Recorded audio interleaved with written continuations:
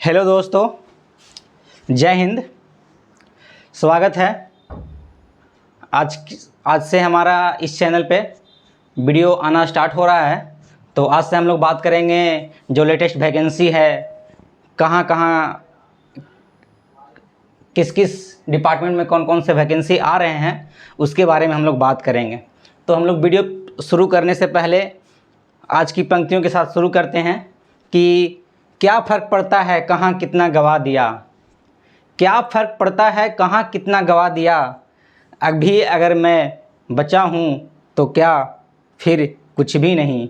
अभी अगर मैं बचा हूँ तो क्या फिर कुछ भी नहीं। तो आइए हम लोग अब वीडियो की शुरुआत करते हैं। आज हम लोग बात करेंगे एसएससी जीडी की जो 2024 में वैकेंसी निकल के सामने आ रही है उस पर। तो जीडी 2024 अभी कुछ दिन पहले इसका नोटिफिकेशन आया था और पता था, मतलब बताया गया था कि 27 अगस्त से फॉर्म फिल होगा। तो आज एक जो नोटिफिकेशन निकल के आया है उस पर पहले हम लोग बात कर लेते हैं। आज जो नोटिफिकेशन निकल के आया है उसमें बताया गया है एसएससी की तरफ से कि आज जो नोटिफिकेशन है प्रशासनिक वजह की वजह से तो वो फॉर्म अब 5 सितंबर 2024 से फॉर्म फिल होगी। सबसे पहले हम लोग बात करते हैं एसएससी जीडी। एसएससी भारत सरकार एसएससी के माध्यम से कुछ फोर्सेज बहाल करते हैं, उसी को हम लोग एसएससी जीडी कहते हैं। तो आइए बात करते हैं टोटल कितनी वैकेंसीज निकल के आएंगे सामने, कितने टोटल पोस्ट होंगे, क्या क्या होगा, हम लोग सारी चीज़ों पे बात करेंगे। तो सबसे पहले हम लोग बात कर लेते हैं टोटल पोस्ट की। जो उम्मीद लगाया जा रहा है या जो लेट हुआ है नोटिफिकेशन के बाद भी, आज फॉर्म भरने के डेट के होने के कारण भी आज जो रोका गया है, इसका मेन वजह यही हो सकता है कि अभी तक टोटल कितने वैकेंसीज खाली हैं, सीटें कितने खाली हैं जो प्रशासन के पास नहीं पहुंच पाया है। तो उसके लिए डेट को बढ़ा दिया गया है। तो अभी तक जो उम्मीद लगाया जा रहा है टोटल 25,000 प्लस वैकेंसीज रहेंगे। जब फॉर्म भरना स्टार्ट होगा तो सबसे पहले 25,000 वैकेंसीज अप्रॉक्सीमेटली रहेंगे।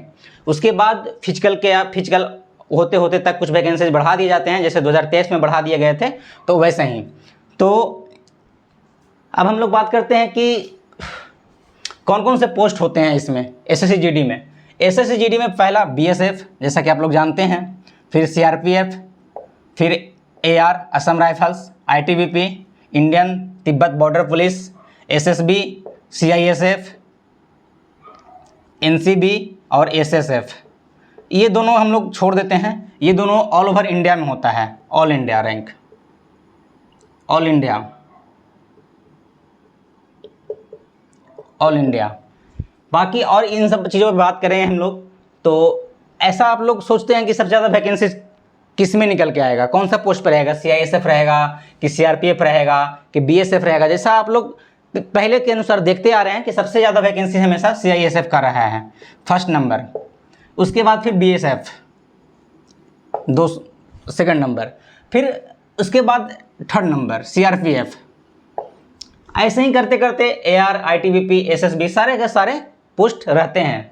जितना सीटें जो खाली होती हैं उसी के अनुसार रहते हैं।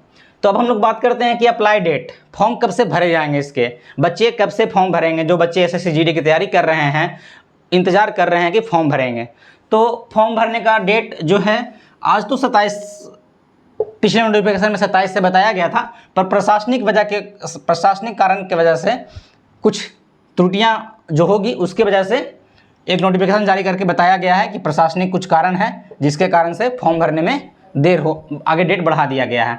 तो हम लोग फॉर्म भरेंगे 5/9 यानी शिक्षक दिवस, 5 सितंबर शिक्षक दिवस के दिन से हम लोग फॉर्म भरेंगे। जो भी विद्यार्थी तैयारी कर रहे हैं एसएससी जीडी के, वो अपना शिक्षक दिवस भी मनाएं और फॉर्म भरना फिर शुरू करें। जिनका टारगेट है कि नहीं हमें देश सेवा में जाना है और सीआरपीएफ, सीआईएसएफ, बीएसएफ ये सब बनना है, तो वो अपना 5 सितंबर से ध्यान रखें। अच्छी खासी वैकेंसी निकल के सामने आ रहा है। तो फिर अब हम लोग बात कर लेते हैं फॉर्म भरने का फीस क्या होगा। फॉर्म भरने का फ़ी जनरल, ओबीसी, ईडब्ल्यूएस इन सारे कैटेगरी के लिए 100 रुपया, बाकी फिर अदर 0। जैसे एससी एसटी ये सब जो होते हैं उन लोग के लिए पैसा नहीं लगता है। लड़कियों को भी फ्री रहता है इसमें। लड़कियों को भारत सरकार एसएससी का फॉर्म भरने में पैसा बिल्कुल भी नहीं लगता है। तो आप लोग ये जान लिए कि फ़ी जनरल ओबीसी ईडब्ल्यूएस के लिए 100 रुपया लगेगा। और हम लोग बात कर लेते हैं करेक्शन डेट पे। जब फॉर्म भरते हैं तो कुछ त्रुटियां हो जाती हैं, या साइबर कैफ वाले से, आपसे खुद से, बच्चों से, तो उसके लिए सुधार करने का मौका कब से मिलेगा, इस पर हम लोग थोड़ा बाद में बात करेंगे। अब हम लोग आगे देखते हैं कि एज लिमिट क्या है, फॉर्म भरने का एज लिमिट।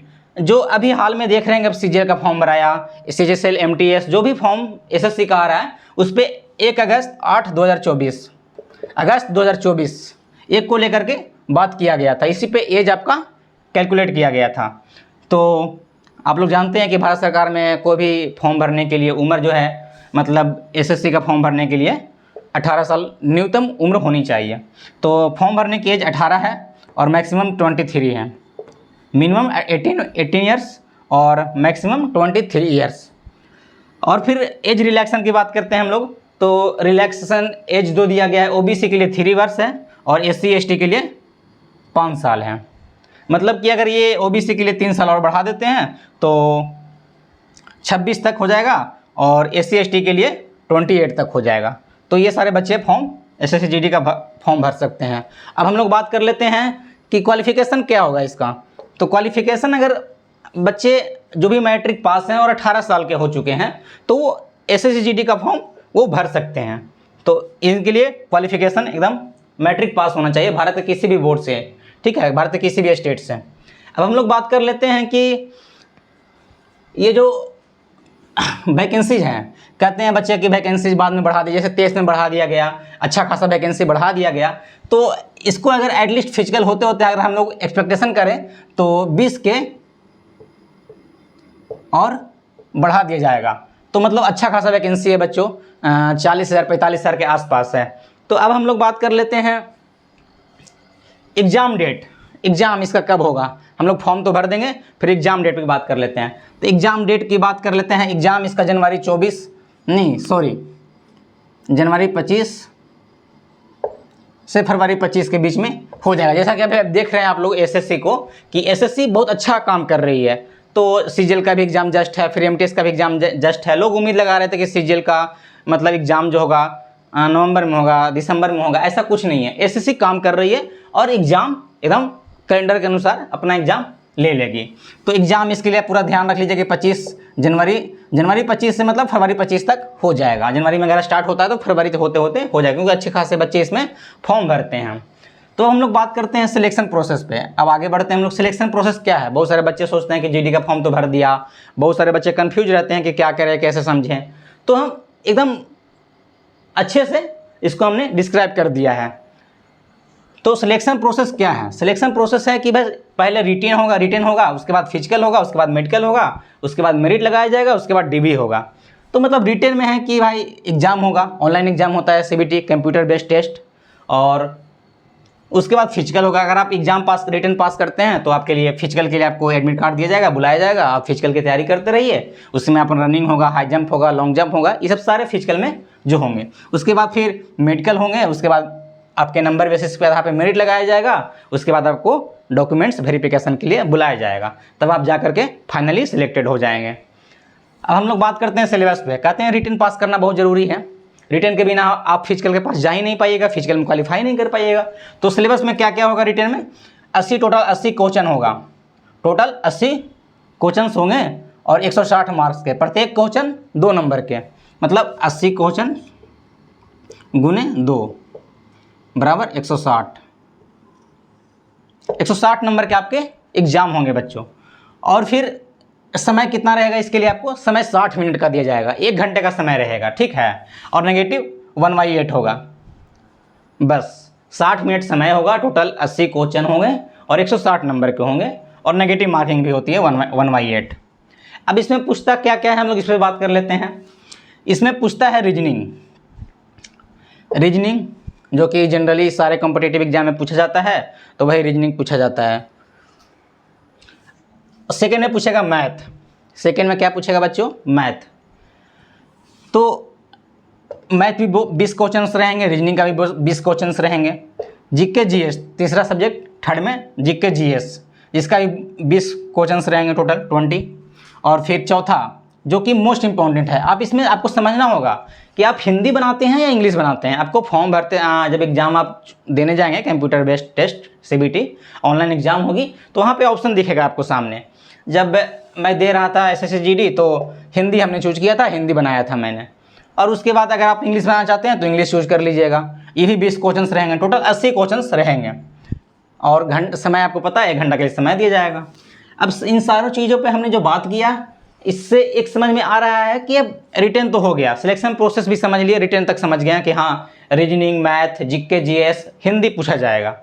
अब हम लोग बात कर लेते हैं फिजिकल। मान लीजिए आप लोगों में से किसी का रिटर्न हो जाता है, तो फिजिकल के लिए क्या क्या मतलब क्राइटेरिया है उसमें बात कर लेते हैं। लड़कों के लिए है कि हाइट होना चाहिए 170 सेंटीमीटर OBC जनरल वालों के लिए, और OBC EWS वाले के लिए, और SC ST के लिए 162.5 सेंटीमीटर हाइट होना चाहिए। और फीमेल के लिए OBC EWS जनरल ये सब जो है 157 सेंटीमीटर मतलब 157 सेंटीमीटर, और SC ST वाले के लिए 150 सेंटीमीटर मतलब 150 सेंटीमीटर। और लड़कों के लिए जो चेस्ट होता है, छाती, मतलब वो जो आपका मापा जाएगा, तो चेस्ट 80 से 85 सेंटीमीटर, और OBC जनरल वालों के लिए और SC ST के लिए 76 से 81 सेंटीमीटर। और लड़कियों के लिए इसका नहीं होता है शायद। और रनिंग के में क्या, लड़कों के लिए रनिंग कितना करना पड़ेगा, दौड़ना पड़ेगा, सबसे मेन तो रनिंग ही है बच्चों। और रनिंग है 5 किलोमीटर 24 मिनट में, 5 किलोमीटर इन 24 मिनट। तो आप समझ जाइए कि 5 किलोमीटर दौड़ना है और 24 मिनट का समय है लड़कों के लिए, और लड़कियों के लिए है कि 1600 मीटर दौड़ना, मतलब 1.6 किलोमीटर 8.5 मिनट में। लड़कियों को तो भाई नॉर्मल है ये 1.6 किलोमीटर, और 8.5 मिनट का समय काफ़ी है। तो इन सब सारी चीज़ों से समझ में आता है कि SSC GD जो वैकेंसी निकल के सामने आ रही है, बहुत अच्छे हैं, बहुत अच्छा है। तो अब इस पर बात कर लेते हैं कि अगर मान लीजिए आपका सिलेक्शन हो भी गया, आप ज्वाइन भी कर ली, तो सैलरी क्या मिलेगी। सैलरी का जो एक मिनिमम क्राइटेरिया है कि अगर आप ज्वाइन कर लेते हैं एटलीस्ट, तो 40K के अपर ही रहेगा, मतलब ऊपर ही रहेगा, 40,000 के ऊपर। 40,000 के बाद मतलब स्टार्ट होता है मित्रों। और इसके बाद अब जिस लेवल तक जब पहुँचेंगे, जहाँ तक जो होता है, हर डिपार्टमेंट में अपना अलग अलग सैलरी होता है, तो उसमें एक मतलब कह सकते हैं कि अच्छा खासा सैलरी, जिससे कि आपका अच्छा ज़िंदगी चल सकता है, आप अपनी ज़रूरतों को पूरा कर सकते हैं। तो सारी चीज़ें पे बात कर लिया हमने, और आप लोग फॉर्म भरिए और तैयारी करिए और देश सेवा में जाइए। एटलीस्ट लास्ट में हम फिर से जय हिंद मित्रों, और फिर हम लोग बात करेंगे डेली नेक्स्ट वीडियो पे। हर दिन किसी न किसी सरकारी नौकरियों के बारे में बात करते रहेंगे इसी चैनल पे, तो आप लोग देखते रहिएगा और शेयर करते रहिएगा। जय हिंद मित्रों।